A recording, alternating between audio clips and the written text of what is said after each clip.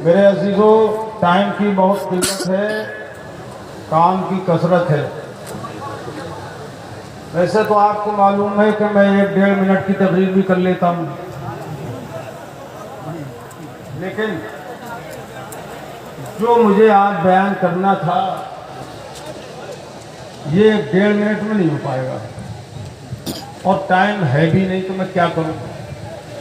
ये कशमकश वक्त की दामनगीर है और बहुत ज़रूरी चीज़ थी वो, जिसे मुझे कहना था। हज़रात, उर्स नूरी के मौके पर मैंने खानकाह शरीफ में जो उर्स मुबारक हुआ, हुजूर मुफ्ती आज़म मेरे पीर मुर्शिद का रज़ी अल्लाह ताला अन्हु, तो उनके ताल्लुक़ से मैंने उलमाए किराम और तलबाए इस्लाम को ये सुझाव दिया था। और सुझाव भी इसलिए दिया कि अगरचे इल्म में तो ये सब हज़रात मुझसे कहीं ज़्यादा है, लेकिन उम्र में तो कमी होंगे जो मुझसे ज़्यादा है। थोड़ा सा कि मैं सुझाव कोई पेश हज़रात, सरकार आला हज़रत रज़ियल्लाहु ताला अन्हु ने हर बातिल फितने का ऐसा रद्द बलीग फरमाया और ऐसी सरकूबी फरमाई कि वो फितने दफन हो गए लगभग, और कुछ जिंदा दरगोर कर दिए और कुछ अब वो फिर से सर उठा रहे हैं। मेरे अजीजों, अब मैं जल्दी से बात अपनी कह दूं। अब तकरीर तो कभी जिंदगी में मौका मिलेगा तो फिर कर दूंगा इंशाअल्लाह।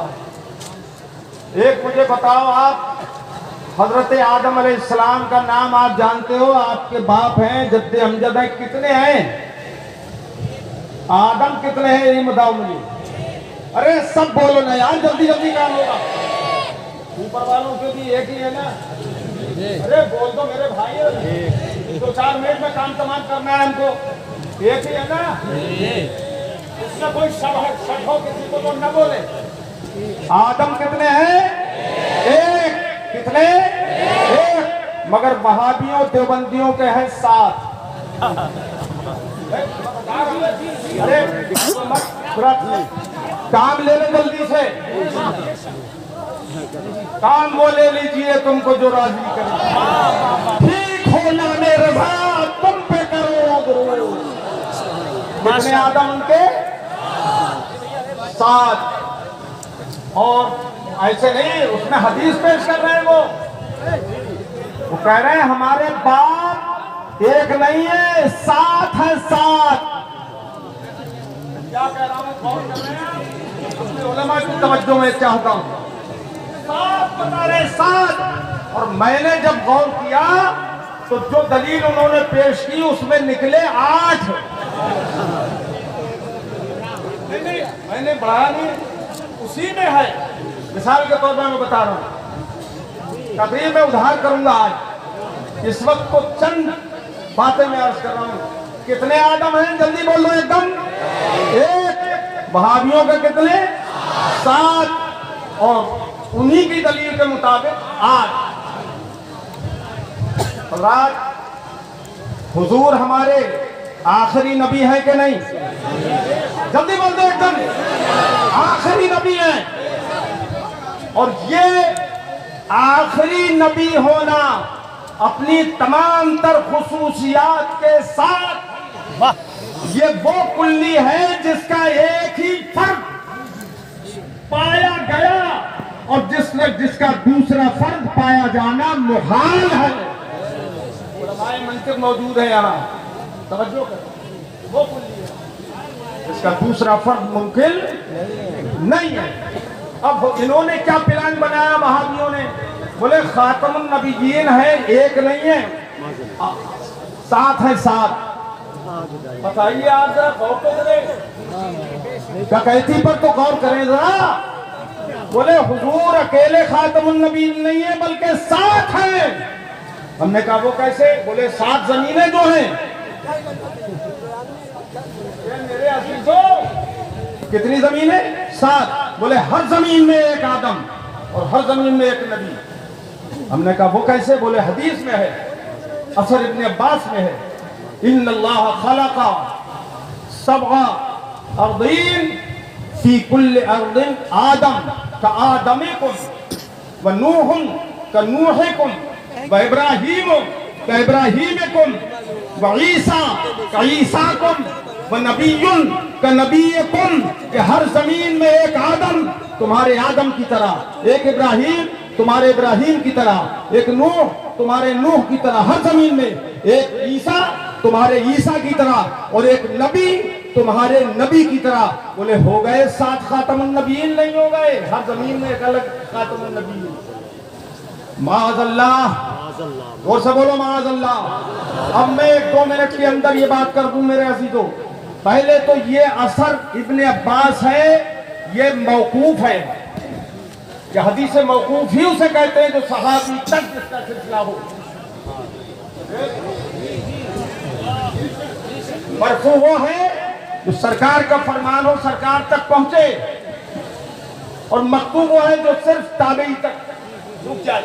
ये मौकूफ है कि असर इब्ने अब्बास है।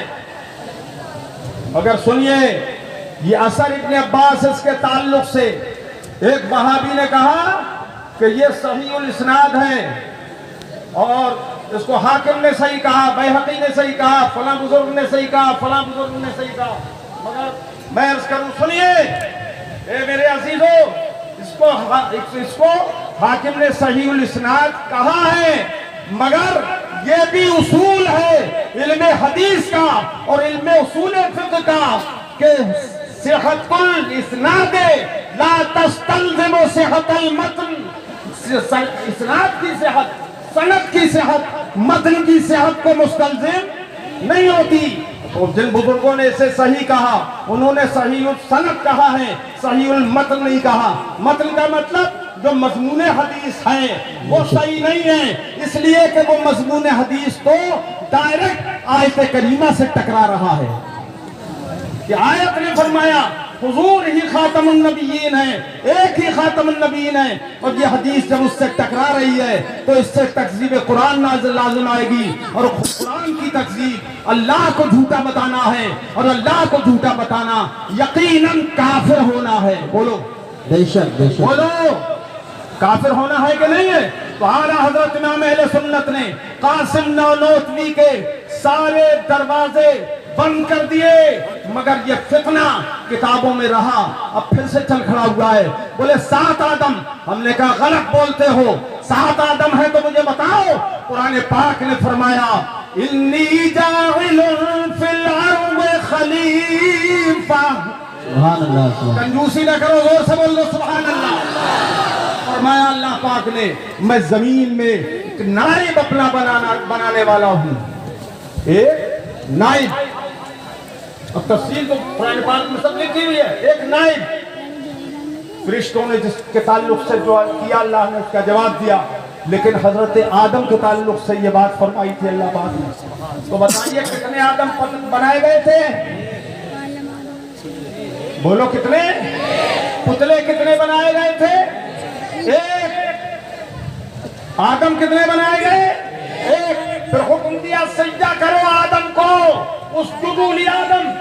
मैं इन सारे वहाबी चेले चपाटों से, मौलवियों से और मुल्लों से पूछता हूँ, दुनिया भर में ये आवाज जा रही है, कोई दुनिया का मुल्ला मुझे बताए कि जन्नत में जो सजदा कराया गया था हजरत आदम को, वो एक आदम थे या 7 थे? कितने थे? बोलो कितने थे?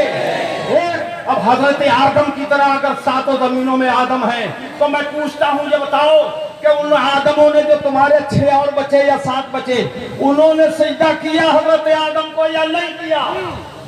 वहां थे या नहीं थे? बोलो वहां थे या नहीं थे?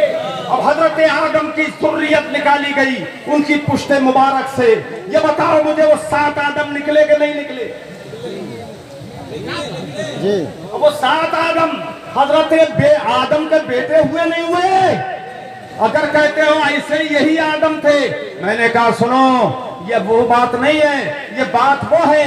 अगर सही मान लिया जाए उस असर को, तो अकाबिर ने हमारे कई तरह से इस पर एतराज किया है। किसी ने फरमाया कि यह हदीस मौजू है, किसी ने फरमाया ये ज़ईफ है, किसी ने फरमाया ये मतरूक है और मतन के मुआरिज है, किसी ने फरमाया शाज है, और शाज है तो इसका कोई शाज कोई किस्म के होते हैं। सिका अगर औसत से इख्तिलाफ करे तो ये शुजूर जो है वो मतरूक है, और अगर गैर सिका से मुखालफत करे शाज वो भी है, वो मगर वो मतरूक है, और सिका अगर मुखालफत करे तो वो मौकूफ है, उससे हुक्म साबित नहीं होता है। हुक्म जब अहकाम में साबित नहीं होता तो अकीदा कैसे साबित होगा? वो भी उस अकीदे से के मुखालिफ जो अकीदा पूरी उम्मत का है, सारी उम्मत का अकीदा यही है कि हुजूर ही सिर्फ खातमुन नबीयीन, सुभान अल्लाह, हुजूर आखिरी नबी है, हुजूर ही आखिरी नबी है। हुजूर ने फरमाया ला नबी आबादी, मेरे बाद कोई नबी नहीं हो सकता। क्या इसमें निकात और नुकत किरायात हैं वो पेश नहीं कर सकता। बहुत हदीस है। इस वक्त भी अल्हम्दुलिल्लाह मैं हुजूर मुफ्ती आजम का अदना गुलाम सुना सकता हूँ कि हुजूर आखिरी नबी हैं, हुजूर आखिरी नबी हैं, हुजूर आखिरी नबी हैं। और आला हज़रत का फतवा, सारे उलमाए अहले सुन्नत का फतवा, जो हुजूर को आखिरी नबी न माने वो काफिर है। आकिल साहब से कई बार इस सिलसिले में गुफ्तगू हो चुकी है कि ये जरूरत है हुसामुल हरमैन पर तस्दीक कराने की इस दौर के उलमा की। कई बार बात जरूरी है। मैं पूछता हूँ ऊपर नीचे के सारे लोगों से, बताओ आला हज़रत का जो फतवा है कि जो हुजूर को आखिरी नबी न माने वो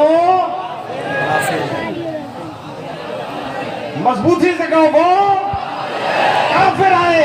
और जो जानबूझकर कासिम नौलवी को इस मसले की इस अकीदे की हकीकत को जानकर उसे काफिर न माने वो भी काफिर है। उस ऐसे लोगों से न शादी ब्याह हलाल है, न उनके पीछे नमाज हलाल है। ताजदारे खत्मे नबूवत, ताजदारे खत्मे नबूवत, लब्बैक या रसूल अल्लाह। टाइम नहीं है इसलिए तो, वरना इसमें से सैकड़ों नारे अब तक लग गए होते। मचल रहे हैं लोगों के सीनों में नारे, मगर बर्दाश्त करो। मैं पूरी दुनिया में कोई भी वहाबियों का पेशवा ई कदर या आ कदर, चुनी कदर या चुना कदर, कोई भी छोटा बड़ा, कहतर या मेहतर, कहतर या मेहतर, कोई भी मुनाजरा कर ले सकीने पर इंशाअल्लाह ताला हुजूर मुफ्ती आजम का ये अदना गुलाम उससे मुनाजरा करने के लिए तैयार है। फलक को कभी दिल जलो से काम नहीं। वो सब बोल दो जरा सुभान अल्लाह।